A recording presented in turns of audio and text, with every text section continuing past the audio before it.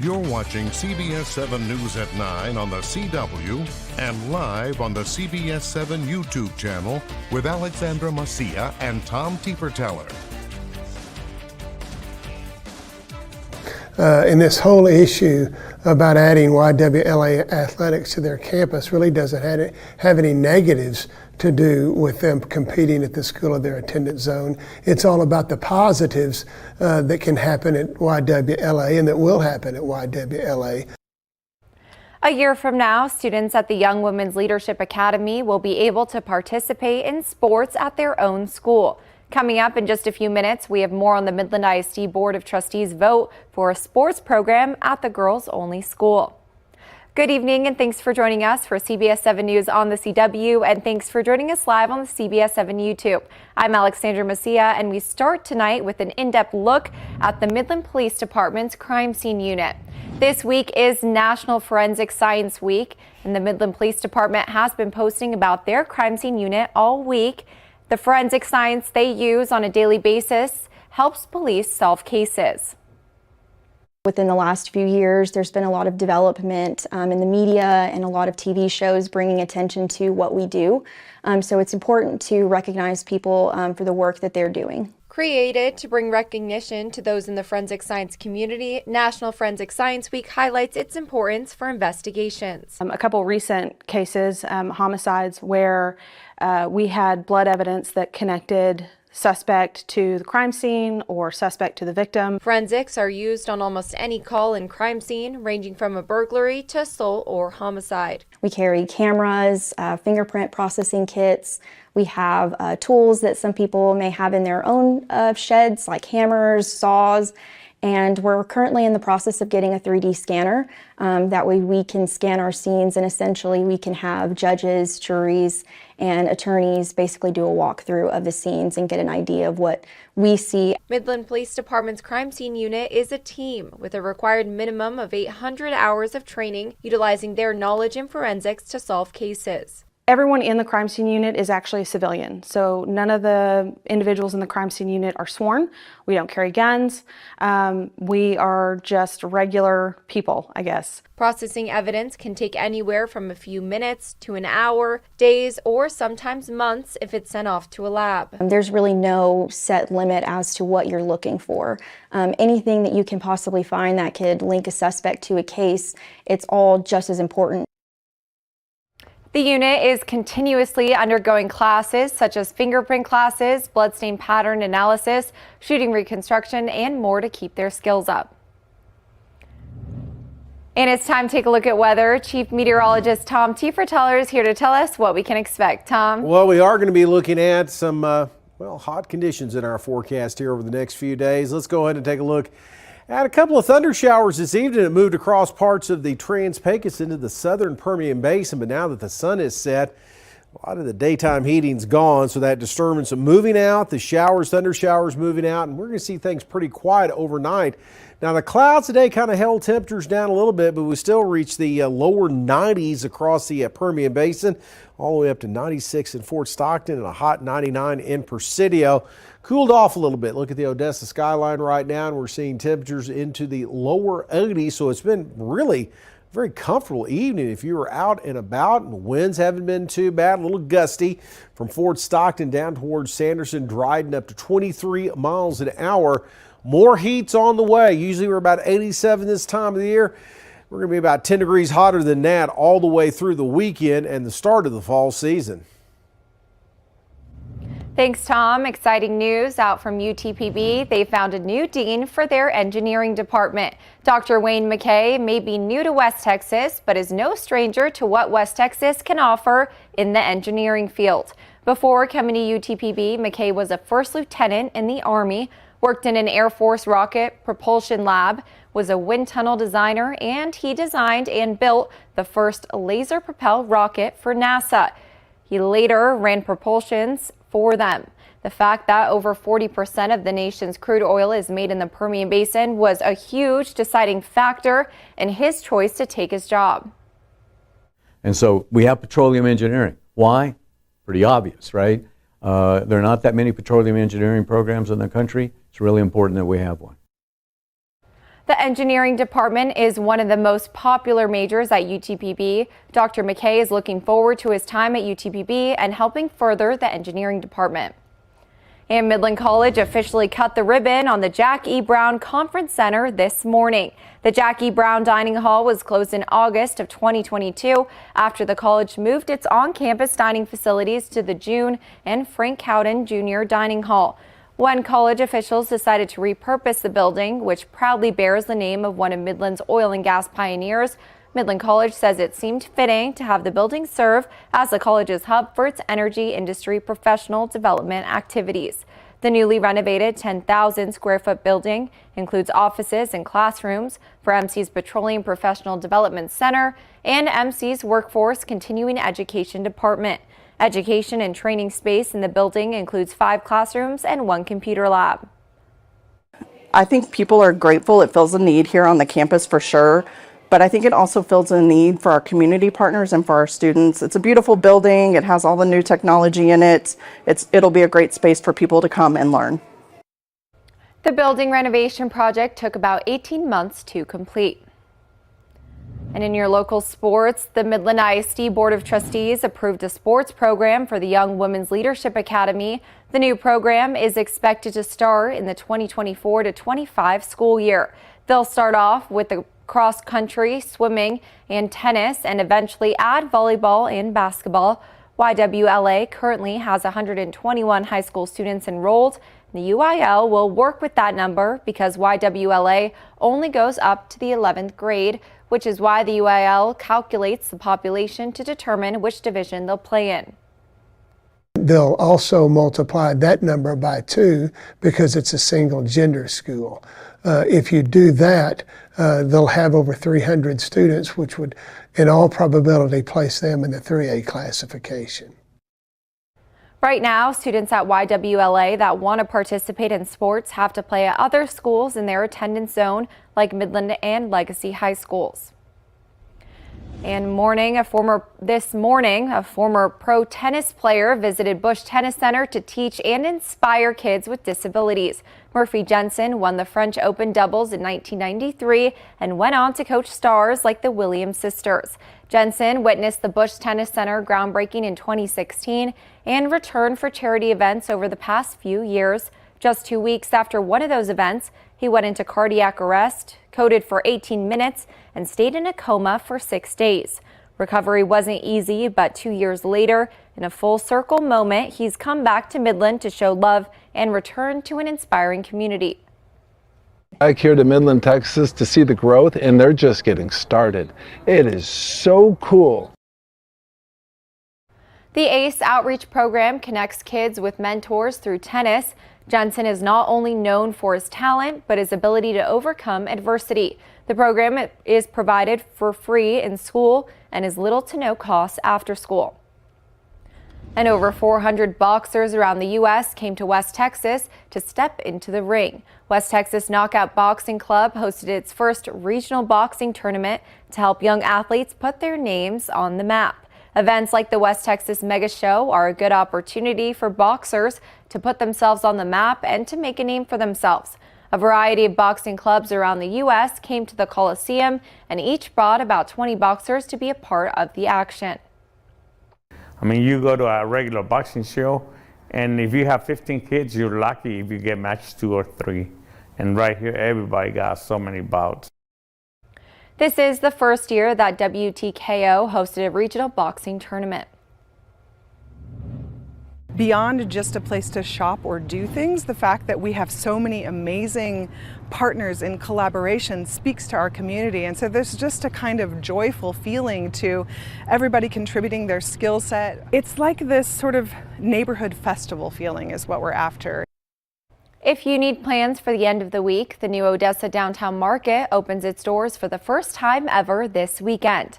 The market will be a great place to purchase baked goods, local fruits and vegetables, art, and maybe even get a haircut from a mobile barber. Mo Cuts is the only mobile barber in Texas, and they focus on convenience for its customers and fairness for its barbers. Anna Palco came up with the idea for Mo Cuts in 2018. but could not launch it because visiting someone's home or another address to cut hair would have been against the law. In 2019, she got a law passed in the state of Texas, making house calls legal if they were prearranged through a web-based service. Right when we got the bill passed, COVID hit, and so everything was kind of mobile. Barbershops were struggling, multiple businesses were struggling. So I think that it came at the perfect time to have somebody come to you that's safe and vetted and that knows what they're doing, to come to you and cut your hair. Mo Cuts vets barbers by checking their license, reviews, and meeting the person before bringing them onto the app. When you book a barber, the barber confirms the appointment and then shows up at the address provided ready to cut your hair. The Mo Cuts app is available on the Apple App Store and the Google Play Store, and they will have a booth at the new Odessa Downtown Market with information about how you can get started as a customer and as a barber. Now for a look at today's top headlines shown here in real time with real viewers on CBS7.com. See all of these stories and more by downloading our app or visiting our website at CBS7.com. And still ahead, the Biden administration is granting temporary legal status to hundreds of thousands of Venezuelan migrants already in the U.S. What that means for our borders next. Several businesses have joined the Peanut Butter Brigade. You can donate peanut butter at any of the businesses you see on your screen across Midland and Odessa and help us fill up a West Texas Food Bank truck with all that peanut butter next Thursday, September 28th.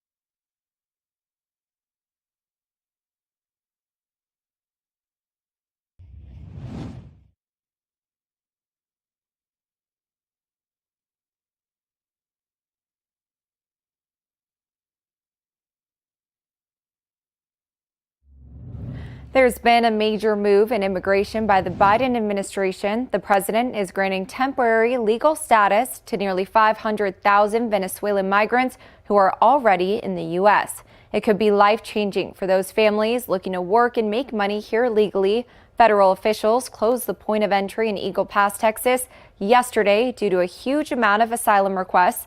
Manuel Bajores is still in El Paso, where officials are seeing more than 1,800 migrants a day. You are at a crisis level here. I would say yes. John Martin is deputy director of the shelter in El Paso. He says the inflow of migrants has been increasing for weeks. All of the downtown shelters are all working over capacity. We simply don't want to say no. At another migrant support center, even the floor is welcome refuge for Marjorie Hernandez and Carlos Mota and their two small children. It took them 2 months to make the more than 3,000-mile trek from Venezuela to Texas. There is work, but you can't make ends meet. As first reported by CBS News, the Biden administration is granting temporary legal status to more than 470,000 Venezuelan migrants already in the U.S. The move promises to speed up their approvals for work permits. That could potentially ease the pressure on states to provide services such as housing to tens of thousands of migrants.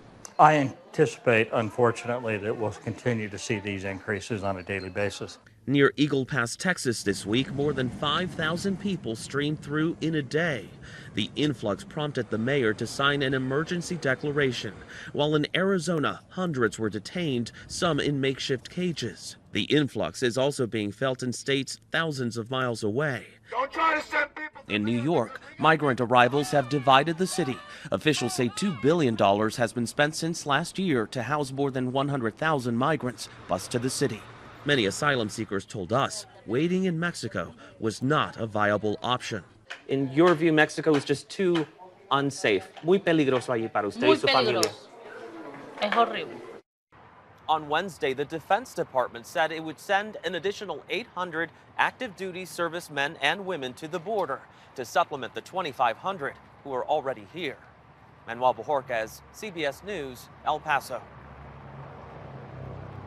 CBP told business leaders they have no estimate of when rail traffic would resume in Eagle Pass or when U.S.-bound commercial truck traffic would reopen at a bridge in El Paso.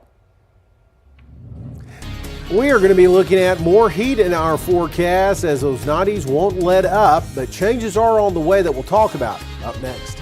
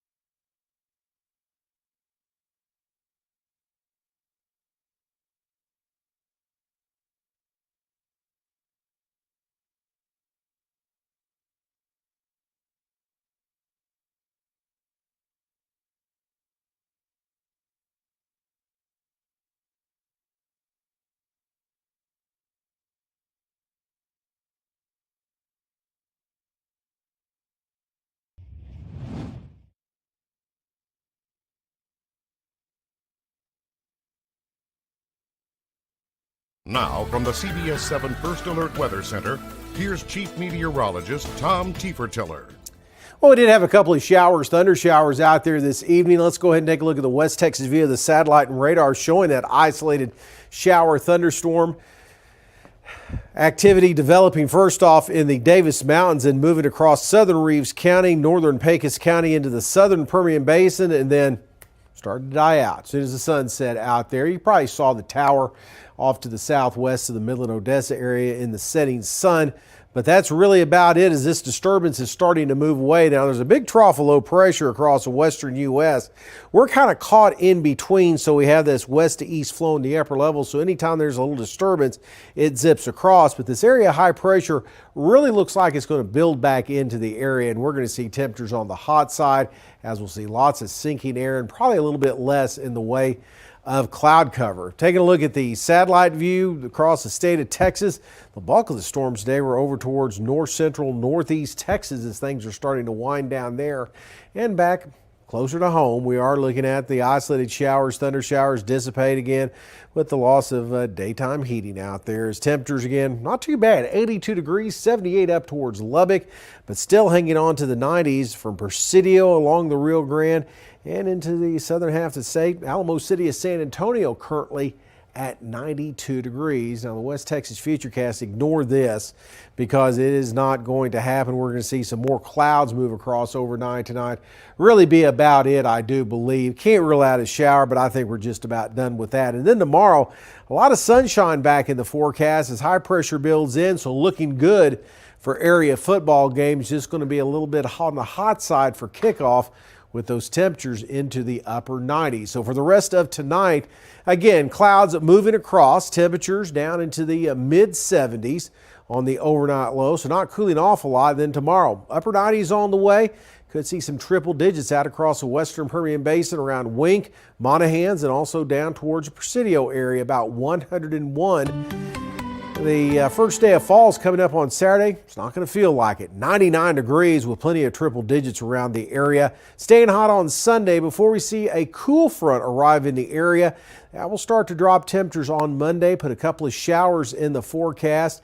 And that's going to be the trend for next week as we see temperatures get a little bit closer back to where they should be this time of the year. Still ahead, writers and producers are reportedly near an agreement to end the Writers Guild of America strike. The details of the bargaining talks when we return to CBS7 News at 9.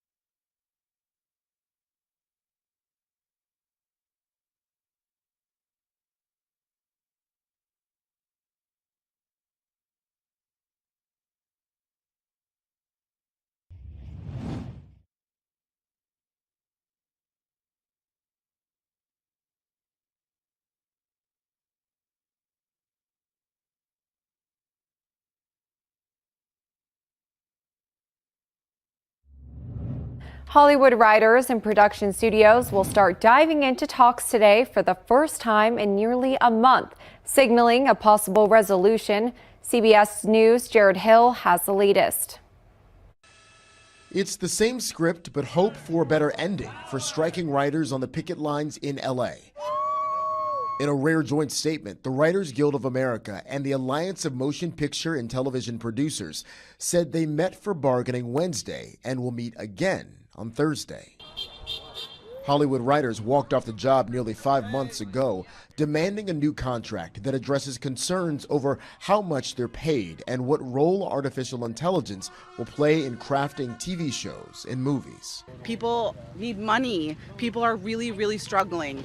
But everybody understands that we have to be in this fight until we actually get a fair deal. While industry analysts say negotiations are likely far from over, reports suggest there is something different with this latest round of talks, especially with CEOs from some of the major studios actually in the room. I mean, it's a positive sign. If they keep talking, eventually you hope they're going to come to something. While the Writers Guild may be crafting a new future, no word on movement for Hollywood actors. Speaking at a tech expo in Germany, George Clooney said he hopes that an end is near. I feel as if everybody understands that it's time to get on with it, but we're all in support of a decent and fair wage. It's estimated the strikes have already cost the U.S. economy billions of dollars. Jared Hill, CBS News. A number of talk shows have postponed their new seasons until the strikes are resolved after receiving backlash.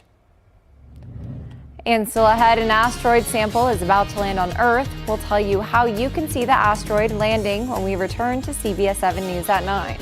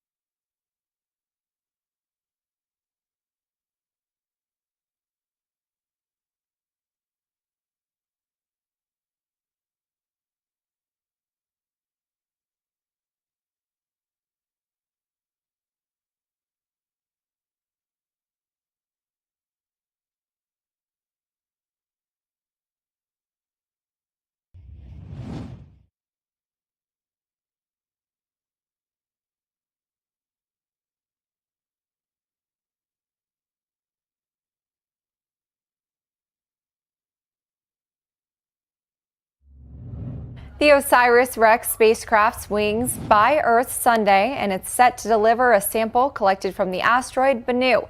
And you'll be able to see the drop. NASA is providing a live stream of the delivery starting at 10 a.m. Eastern on Sunday. Tom, are you going to tune in? Oh, yeah. It hasn't been done since like the early 70s when the Russians did it, returning samples from the moon. Awesome. Well, should be pretty cool. Thanks for watching CBS7 First Alert News at 9.